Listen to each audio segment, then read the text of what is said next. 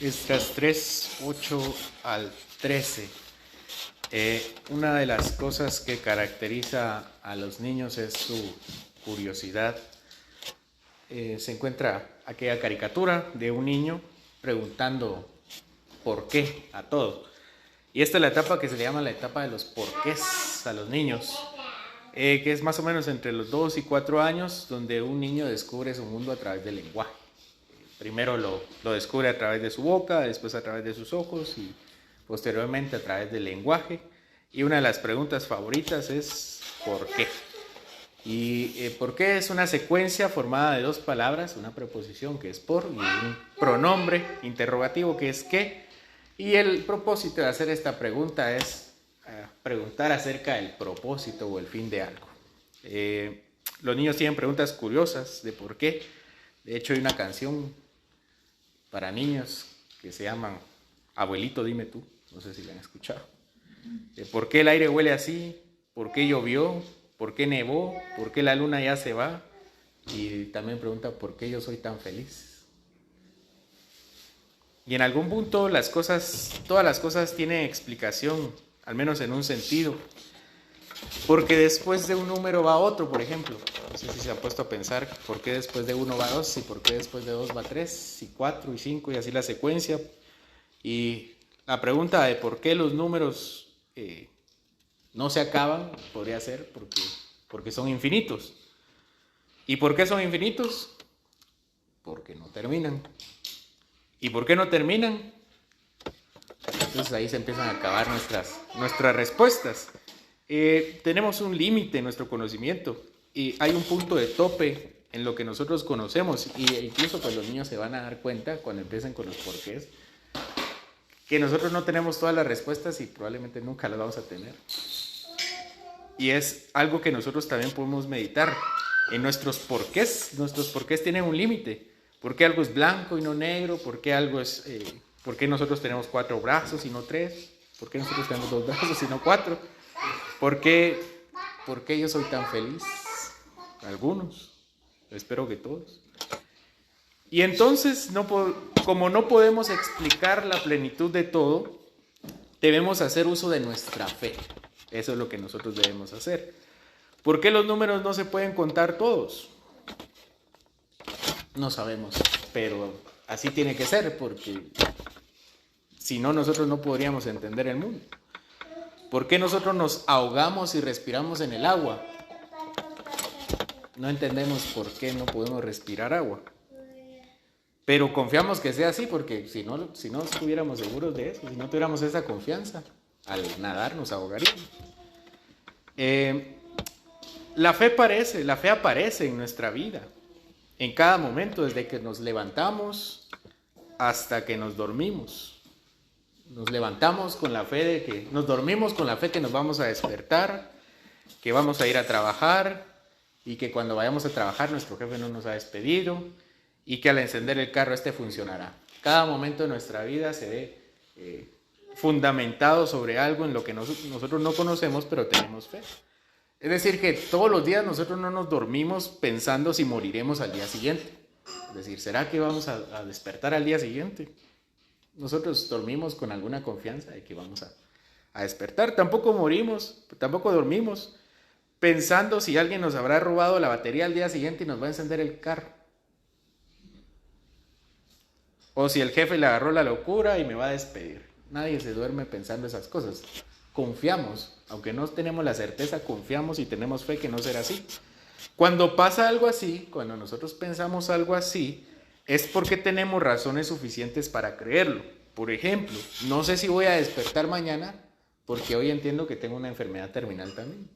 Entonces, aunque no sé el futuro, puede ser que sea de esa manera. Tengo una razón suficiente para creer eso. O no sé si mañana va a encender mi carro, pero porque yo sé que la batería no sirve. Entonces tengo una razón para creer que eso va a ser de esa manera. O sé que he hecho algo inapropiado en el trabajo y sé que probablemente mañana me van a despedir. Entonces, aunque nosotros no podamos saber con certeza el futuro, hay razones suficientes para creer cómo será este. Pero para todo esto, las conjeturas sobre el futuro tienen un fundamento lógico.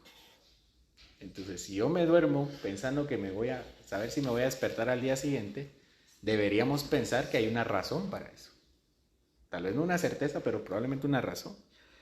Que si nos va a encender mañana el carro, tal vez no la certeza, pero sí una razón. Y si mañana nos van a despedir, tal vez no una certeza, pero sí una razón, algún motivo. Esta es la evidencia del hoy para saber lo que puede suceder mañana. Creo que así va a pasar en el futuro porque es algo que yo sé hoy. Todos tenemos confianza en algo o en alguien, es decir, todos tenemos fe. Desde el más ateo hasta el más cristiano, todos tienen fe en algo. Ese es el fundamento de nuestra forma de vivir. Todos los seres humanos tienen ese fundamento, esa fe. Y en esta ocasión vamos a hablar sobre los fundamentos, pero no necesariamente de un niño, ni de encender el carro, ni de ir a trabajar, sino los fundamentos del templo. Versículo 8, acompáñenme. En el año segundo de su venida a la casa de Dios en Jerusalén, en el mes segundo, comenzaron Zorobabel, hijo de Salatiel, Jesúa, hijo de Josadac, y los otros, sus hermanos, los sacerdotes y los levitas, y todos los que habían venido de la cautividad a Jerusalén. Se lee muy rápido, pero este ya es el año segundo de la venida, ¿verdad? Tal vez nosotros llevamos un par de meses, pero ellos ya van por el segundo año. Y en este capítulo, del versículo 1 al versículo 7, hay un periodo, y del 8 al final hay un segundo periodo. Bueno, desde los primeros 7 versículos hasta ahora han pasado 7 meses. Desde que hicieron el tabernáculo hasta ahorita que van a poner los cimientos han pasado 7 meses. Ha pasado 7 meses desde la edificación del altar. Se recuerdan que hablamos de sus sacrificios y que celebraron la fiesta de tabernáculos, hasta el día de hoy en que se empiezan con los cimientos del templo, del segundo templo. Estamos en el segundo mes, el mes de Iyar, que es más o menos a finales de abril y principios de mayo. Se cree que fue así porque el versículo 7 dice que se dio dinero a los albañiles y los canteros para preparar los materiales. Entonces, más o menos entre ese tiempo, esos 7 meses, hubo una preparación de los materiales. No era tanto por otra cosa, sino porque estaban esperando lo necesario para construir. La fecha es significativa por 2 razones. La primera es que el primer mes del año, aquí estamos en el segundo mes, en el primer mes del año se celebraba la Pascua y entonces había algunas razones de peso para no poder empezar en el mes primero. Pero creo que hay una razón más grande que tiene que ver con la construcción del primer templo. El mes segundo del año fue el mes cuando Salomón comenzó a edificar su templo. Esto está en Primera de Reyes capítulo 6 y Segunda de Crónicas capítulo 3. Es decir, que tanto Salomón como en este momento Zorobabel están construyendo en el segundo mes el templo. Es de suponer que durante estos 7 meses la gente había vuelto a sus pueblos para reconstruir su vida y ahora, una vez terminados los materiales para poner los cimientos, regresan como un solo hombre a poner el cimiento del templo. Síganme en la lectura, por favor, versículo 8. Y pusieron a los levitas de 20 años arriba para que activasen la obra de la casa de Jehová. Jesúa, también sus hijos y sus hermanos, Cadmiel y sus hijos, hijos de Judá, como un solo hombre asistían para activar a los que hacían la obra en la casa de Dios, junto con los hijos de Enadad, sus hijos y sus hermanos levitas. Y como todos sabemos, no se puede hacer una construcción sin antes tener una buena organización, especialmente con un pueblo de varios miles de personas, como lo dice el capítulo 2, versículo 64. Y Zorobabel, Jesúa y los ancianos designaron a levitas para la obra. Recuérdense que los levitas son los encargados de las cuestiones santas.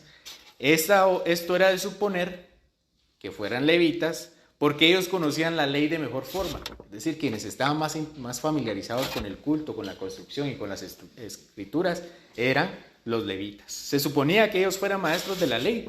Sabían la historia de Salomón y de todos los planos. Tal vez no conocían los planos de memoria, los números de memoria, pero por lo menos debían tener una idea mucho mejor que la del demás pueblo. Estaban mejor capacitados para hacerlo. El requisito que establecen los líderes de Israel es que fueran desde 20 años hacia arriba. Para recibir el oficio, y aquí vamos a hacer mucha remembranza del Antiguo Testamento, pero si ustedes recuerdan que para recibir el oficio de levita en el ejercicio de la adoración en el tabernáculo, debían tener por lo menos 25 años, y hay una referencia de 30 años, en Números 4:2 y en Números 8:24. Pero en el templo, el rey David, primero, para construir el templo, David hace una modificación, que aunque no está el templo, eso será las miras, ¿no? En el tabernáculo. Y posteriormente el rey Ezequías habían establecido una nueva edad mínima de trabajo. Esto está en 1 de Crónicas 23 y 2 de Crónicas 31. Tal vez eran pocos los que habían llegado de este primer viaje de Babilonia a Canaán, y por eso había necesidad de bajar un poco la edad para que más personas pudieran colaborar. Y como dice un comentarista, ¿quién es mejor que los levitas para garantizar la reconstrucción, para que la reconstrucción fuera ritualmente correcta? El carácter sagrado de la labor exigía que su dirección estuviera en manos de hombres conocedores de la revelación divina.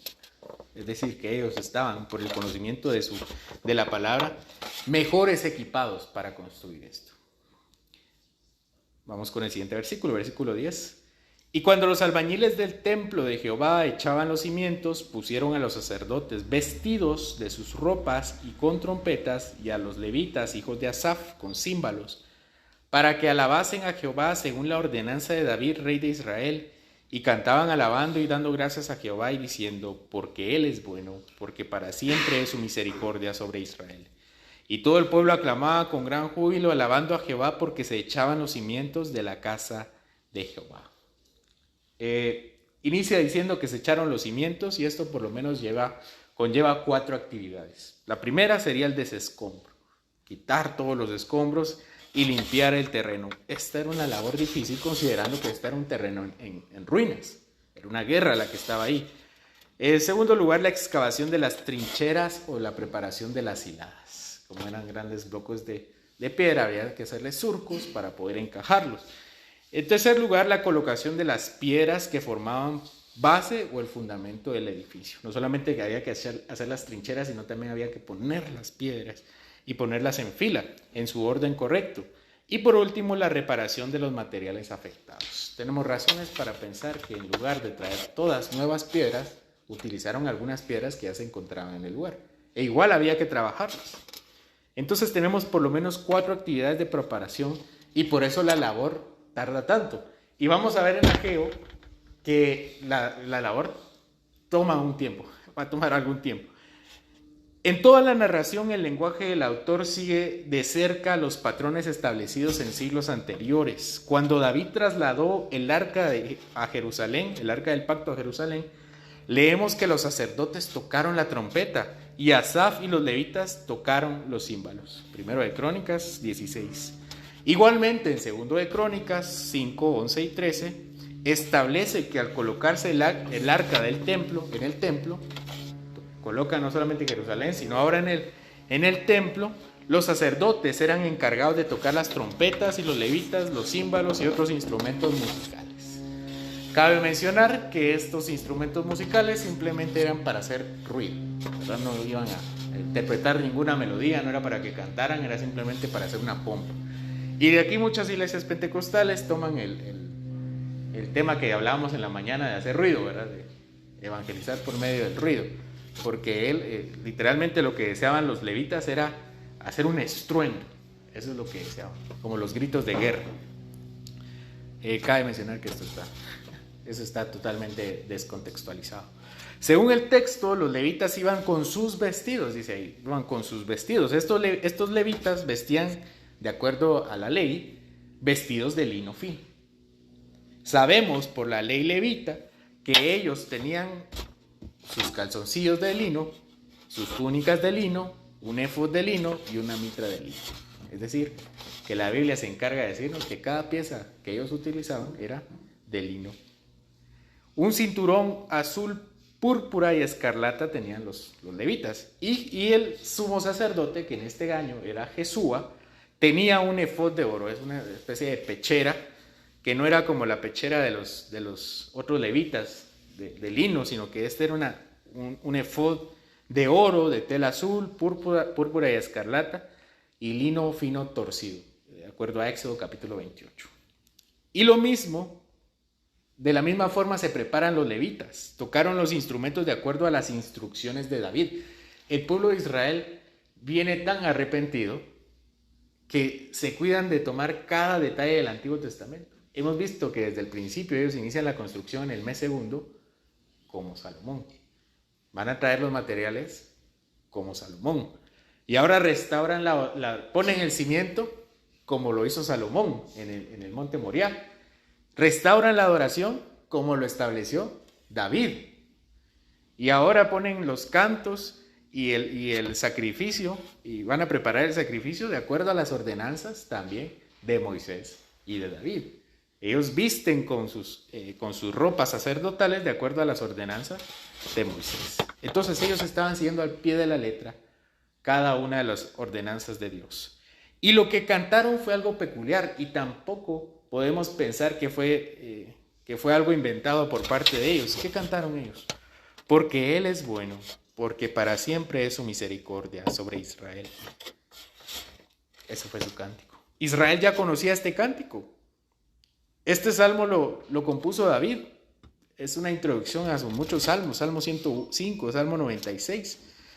Salomón hizo trasladar el arca del pacto, segunda de Crónicas 5, 13 y 14. Y cuando hizo trasladar el arca del pacto para inaugurar el templo, también cantaron este himno. Porque para siempre es su misericordia. Este himno, este salmo.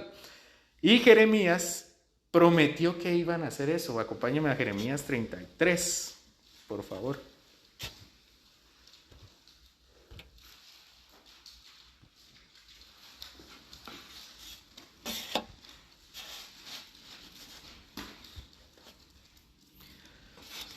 Vino palabra de Jehová a Jeremías la segunda vez, estando él aún preso en el patio de la cárcel, diciendo: así ha dicho Jehová, que hizo la tierra, Jehová que la formó para firmarla, Jehová es su nombre. Clama a mí, y yo te responderé, y te enseñaré cosas grandes y ocultas que tú no conoces. Porque así ha dicho Jehová, Dios de Israel, acerca de las casas de esta ciudad y de las casas de los reyes de Judá derribadas con arietes y con hachas. Porque vinieron para pelear contra los caldeos, para llenarlas de cuerpos de hombres muertos, a los cuales herí yo con mi furor y con mi ira, pues escondí mi rostro de esta ciudad a causa de toda su maldad. He aquí que yo les traeré sanidad y medicina, y los curaré y les revelaré abundancia de paz y de verdad, y haré volver los cautivos de Judá y los cautivos de Israel, y los restableceré como al principio, y los limpiaré de toda su maldad con que pecaron contra mí, y perdonaré todos sus pecados con que contra mí pecaron, y con que contra mí se rebelaron. Y me será a mí por nombre de gozo, de alabanza y de gloria entre todas las naciones de la tierra, que habrán oído todo el bien que yo les hago, es decir, toda la misericordia que yo les hago, y temerán y temblarán de todo el bien y toda la paz que yo les haré. Así ha dicho Jehová, en este lugar, del cual decís que está desierto sin hombres y sin animales, en las ciudades de Judá y en las calles de Jerusalén, que están asoladas sin hombre y sin morador y sin animal. Ha de oírse aún voz de gozo y de alegría, voz de desposado y voz de desposada, voz de los que digan: alabad a Jehová de los ejércitos, porque Jehová es bueno, porque para siempre es su misericordia. Voz de los que traigan ofrendas de acción de gracias a la casa de Jehová, porque volveré a traer los cautivos de la tierra, como al principio ha dicho Jehová. No solamente era parte de la liturgia del templo y del tabernáculo, sino también era parte de la liturgia de la promesa. No solamente estaba en el pasado, sino que Jeremías, ¿se recuerdan que Jeremías es quien les dice que van a regresar después de 70 años? Jeremías también les dice que van a construir ahí el templo y que van a cantar, porque para siempre es su misericordia. De modo que tenían razones para esperar en algo y para esperar felices. Sigamos con Esdras 3, versículo 12. Y muchos de los sacerdotes y de los levitas y de los jefes de casas paternas Ancianos que habían visto la casa primera, viendo echar los cimientos de esta casa, lloraban en alta voz, mientras muchos otros daban grandes gritos de alegría.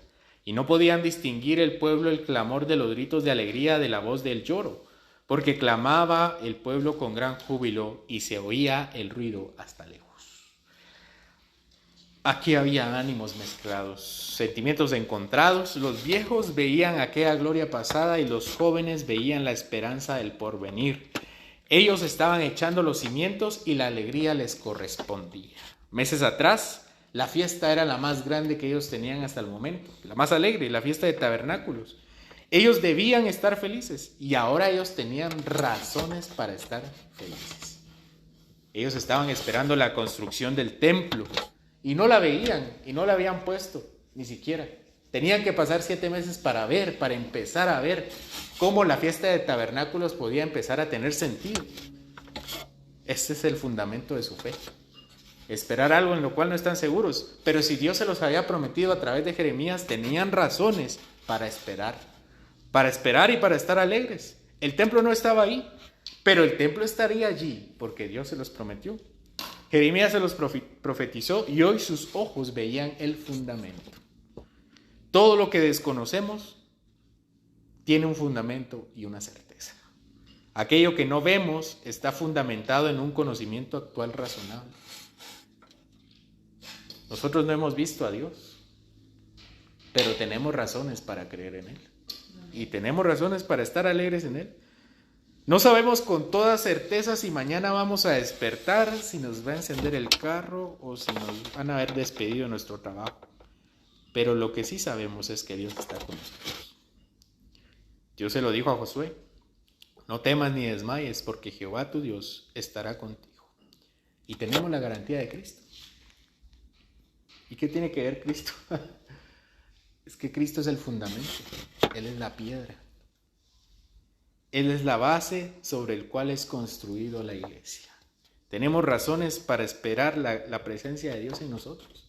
Las tenemos, porque tenemos el fundamento del templo, el templo que somos nosotros, y la piedra angular, que es nuestro Señor Jesucristo. Dentro de los muchos porqués que nosotros podemos encontrar acerca del futuro, que no sabemos, que ignoramos, y en los cuales probablemente suceda de esa forma, hay algo en el futuro del cual nosotros tenemos certeza, y es el fundamento de nuestra fe, que es Jesucristo. Él es la promesa y la garantía del pacto que ha hecho Dios con nosotros a través de la fe. Si Cristo ha muerto por nuestros pecados, ¿qué razones tenemos nosotros para dudar de ellos? Para no estar felices, para no alegrarnos. Israel veía solamente un cimiento. No estaba el templo y faltarán muchos años para estar el templo terminado. Van a faltar años todavía. Tal vez les arruiné un poquito la historia, pero no va a ser en el siguiente capítulo. Nosotros también, probablemente el fin esté cerca o probablemente esté lejos, pero tenemos la garantía de que Cristo vendrá. Él es nuestra esperanza en su segunda venida, que este templo hecho por cada uno de nosotros quedará consumado. Cada uno será glorificado a su imagen. ¿Por qué el cielo es azul? ¿Por qué algo es negro y no blanco? ¿Por qué yo soy tan feliz? Somos felices porque Dios está con nosotros. El pueblo de Israel lo sabía y estaba festejando. Preparó todo para hacerlo de esa manera. Tenía razones para esperar en Él. Tenía su ley. Y lo hizo todo para prepararse para ese momento. Estaban construyendo los cimientos. Y hoy nosotros tal vez construimos cimientos también. Vemos los inicios del reino de Dios aquí en nuestro país. Lo cierto es que tenemos la garantía que Él estará ahí. Señor, te damos gracias porque aunque no vemos el templo terminado, sabemos que tenemos el fundamento que es Cristo. Él es la piedra angular, Él es la base sobre el cual todo edificio puede ser edificado.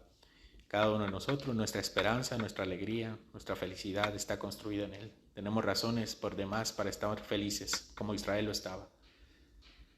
Algunos tenían nostalgia, un poco de nostalgia, otros plena seguridad del futuro, pero todos confiaban en ti, Señor. Nosotros queremos hacerlo de la misma manera, no tener toda la evidencia, pero tenemos una evidencia razonable y suficiente para creer en ti, que en Cristo hemos recibido el perdón de nuestros pecados, que ha muerto en el Moriah, que ha sido crucificado en ese lugar para redención nuestra. Te pido, Señor, que podamos esperar ese templo donde nosotros te adoremos. Ahora, Señor, lo hacemos en nuestra ignorancia, Señor, en muchas cosas que no sabemos, pero que esperamos llegue a la plenitud, Señor. Gracias te damos en Cristo Jesús. Amén.